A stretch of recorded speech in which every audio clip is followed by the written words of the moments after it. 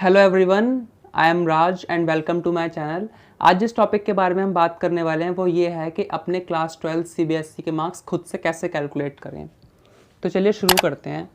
तो जो सीबीएसई ने एक इवैल्यूएशन का फार्मूला दिया है मार्क्स का 30:30:40 का, तो जो आपका 80% वेटेज रहती है थ्योरी की, उसका है ये फार्मूला। 80 में से 30% आपकी वेटेज दी जाएगी क्लास 10 को, 30% क्लास 11th को और 40% क्लास 12th का जो भी प्री बोर्ड या इंटरनल्स जो भी हुए हैं, मिड टर्म और यूनिट टेस्ट, ये सब। तो हम ये देखते हैं जो अभी प्रैक्टिकल का बाकी 20% बचता है। तो प्रैक्टिकल तो बहुत से बच्चों के हो गए होंगे स्कूल में पहले ही, या भी जो कुछ कुछ सब्जेक्ट के बच्चे हैं तो वो भी ऑनलाइन कंडक्ट होते जा रहे हैं। तो उसकी भी डेडलाइन 28 जून तक की। उसके बारे में अभी हम बात नहीं करेंगे। अभी हम 80% के बारे में बात करेंगे कि जो आपके 80 में से मार्क्स रहने वाले हैं वो किस टाइप से रहेंगे। तो चलिए देखते हैं। तो 80 का जो 30% होता है वो होता है 24, ठीक है। तो आपके जो क्लास 11th के मार्क्स बनेंगे और क्लास 10th के, तो ये 24 में से और 24 में से निकलेंगे, और जो 12th के मार्क्स निकलेंगे वो आपके 32 में से निकलेंगे। तो चलिए देखते हैं। जैसे कि 80 है तो 80 इंटू 30/100, तो 80 का 30% निकल आएगा, यानी कि 24 मार्क्स। तो 24 मार्क्स 10th के, 24 11th के और 32 12th के, उसके अंदर से जो भी मार्क्स आपके बनेंगे। तो देखते हैं, मैंने एक हाइपोथेटिकल एग्जांपल लिया है ये देखते हैं। जैसे कि इंग्लिश है, इंग्लिश में आपके 80 में से 78 हैं, और साइंस में 79 आउट ऑफ 80 हैं, और मैथ्स में 77 है। तो इन्हें हम देखते हैं। ये क्लास 10th के जो हैं ये टॉप 3 सब्जेक्ट हैं।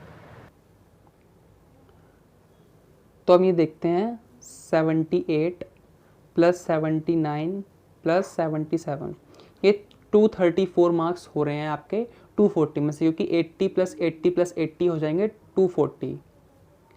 तो यहाँ पर हम लिखते हैं, तो 240 में से बन रहे हैं 234, ठीक है। और अब हमें ये मार्क्स चाहिए 24 में से, तो हम इसका मल्टीप्लाई कर देंगे 24 के साथ, ठीक है। तो अब देखते हैं कैलकुलेट करके कितना हो रहा है। ये 234 इंटू 24 डिवाइडेड बाय 240, तो ये 23.4 हो रहा है, ठीक है। तो क्लास 10th के मार्क्स बन रहे हैं जो, वो हम यहाँ लिख लेते हैं। तो जो 10th के मार्क्स हैं वो हो रहे हैं 23.4। हम के बाद देखते हैं क्लास 11th के। तो क्लास 11th में मैंने 2 सब्जेक्ट की कैटेगरी रखी हैं। जैसे कि कुछ पेपर होते हैं जो कि 70 मार्क्स का उसका थ्योरी होता है, जैसे कि फ़िज़िक्स, केमिस्ट्री, ज्योग्राफी, साइकोलॉजी या फिज़िकल एजुकेशन। तो ये कुछ सब्जेक्ट हैं जिनके होते हैं 80 में से, सॉरी 70 में से, और 80 में से होते हैं बाकी के सब्जेक्ट, जैसे हिस्ट्री हो गया, इकोनॉमिक्स, पॉलिटिकल साइंस, या कॉमर्स के भी सब्जेक्ट होते हैं जैसे अकाउंट्स, पीएचडी वगैरह, तो वो अलग हो जाते हैं, ठीक है। तो मैंने यहाँ पर सारे 80 मार्क्स वाले लिए ताकि यूनिफॉर्मिटी रहे। बाकी मैं आपको 70 वाले जो हैं वो आगे बताऊँगा कैसे उनको भी करना है। तो हम देखते हैं ये मार्क्स। तो हिस्ट्री है, इंग्लिश है, इकोनॉमिक्स है, ये देखिए आप अभी देख पाएंगे। हिस्ट्री है, इंग्लिश है, इकोनॉमिक्स है, पॉलिटिकल साइंस और हिंदी। तो ये देखते हैं, ठीक है। हम वापस से अपने कैलकुलेटर के ब्राइटनेस वो कर लेते हैं।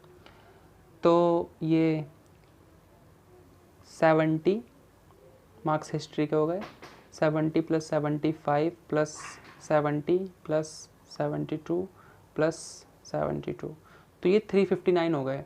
तो ये जो टोटल बनेगा 80 इंटू 5, तो वो जाएगा 400। तो उसे हम देखते हैं।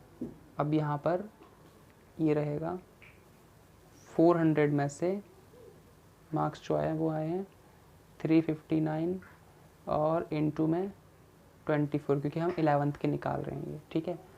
इसका मल्टीप्लाई करेंगे 24 के साथ, इसका डिवाइड कर देंगे 400 से, तो ये बन जाएंगे 21.54।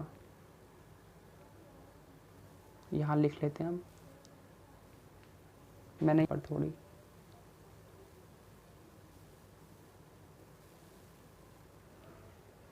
ये हो गए 21.54 11th के। अब इसी तरह से 12th में देख लेंगे। तो जो सब्जेक्ट 11th में होते हैं वही सेम टू सेम 12th में भी होते हैं हमारे पास।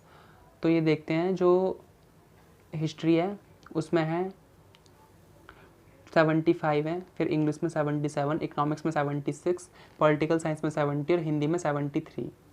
तो चलिए इसे देखते हैं हम।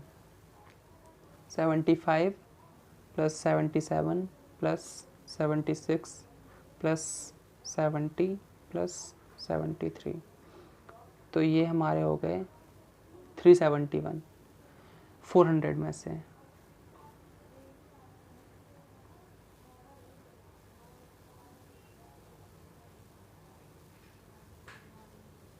अब हम इसका मल्टीप्लाई 24 से नहीं करेंगे, 32 से करेंगे, क्योंकि ये 12th वाले हैं। तो करते हैं इसका 32 डिवाइडेड बाय 400, तो ये हो जाएंगे 32 में से 29.68।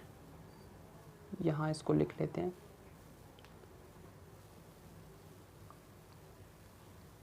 29.68, ठीक है।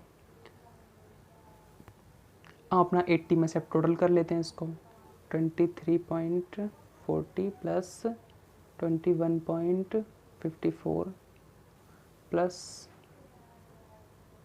29.68, तो ये हो रहा है 74.62। तो हम इसको 75 ही मान लेते हैं अप्रॉक्स। तो ये जो मार्क्स बनेंगे 80 में से हो गए 75, और हम ये मान के चलते हैं कि आपके प्रैक्टिकल में फुल लगे हैं, तो सब में 20 होंगे, तो उसका भी देख लेते। तो आपकी परसेंटेज रहेगी उसकी 20% रहेगी, अगर सब में 100% हुआ तो, मतलब प्रैक्टिकल अगर सब में मिले तो 20-20। तो ये आपकी टोटल जो परसेंटेज बन जाएगी वो बन जाएगी 75 प्लस 20, यानी कि 95। ये 95% बन गई है। ये आपकी असली में नहीं बनी है अभी, ये सिर्फ एक एग्जाम्पल था। तो इसी के हिसाब से आप अपने देख सकते हैं, अपने खुद से मार्क्स के अकॉर्डिंग कैलकुलेट कर सकते हैं। अब हम बात करते हैं जो 70 मार्क्स वाले पेपर हैं। तो हम एक किसी साइंस के, जैसे साइंस का सब्जेक्ट हो उसके हिसाब से देखते हैं। तो आपके 70 मार्क्स हो गए फिज़िक्स के, 70 हो गए केमिस्ट्री के, और 70 हो गए फिज़िकल एजुकेशन के, ये ऑप्शनल सब्जेक्ट है। उसके बाद 80 मार्क्स हो गए मैथ्स के, और 80 हो गए इंग्लिश के। तो ये कितने हो गए, 7 3 21 और 8 2 16, तो 21 और 16 तो कितने हो गए, 370 मार्क्स। 370 हो गए। तो हम जब जो डिनोमिनेटर में लिखेंगे वो लिखेंगे हम 370, ठीक है। और न्यूमरेटर में जो भी आपका आएगा ऑब्टेन्ड मार्क्स होंगे, जैसे कि 340 हम ले लेते हैं एग्जाम्पल के तौर पर, ठीक है। फिर इसका हम कैलकुलेट कर लेंगे। अगर हमें 11th के निकालने हैं तो 24 से कर देंगे, और अगर 12th के निकालने हैं तो 32 से कर देंगे।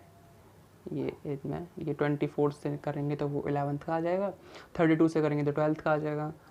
तो मैंने जो भी आपको इस वीडियो में बताया ये मार्क्स कैलकुलेट करने के लिए, तो ये बिल्कुल 100% एक्यूरेट नहीं है। ये स्कूल के ऊपर भी कुछ कुछ वेरी करता है। स्कूल के पास भी राइट्स हैं, वो थोड़े बहुत मार्क्स 1-2 नंबर है जो भी है कम या ज़्यादा कर सकते हैं, तो वो डिपेंड करता है। तो लेकिन आप इससे इतना है कि आप अपना अंदाज़ा लगा सकते हैं कि आपकी परसेंटेज कितनी बैठ सकती है, एक रेंज पता लग जाएगी आपको इससे।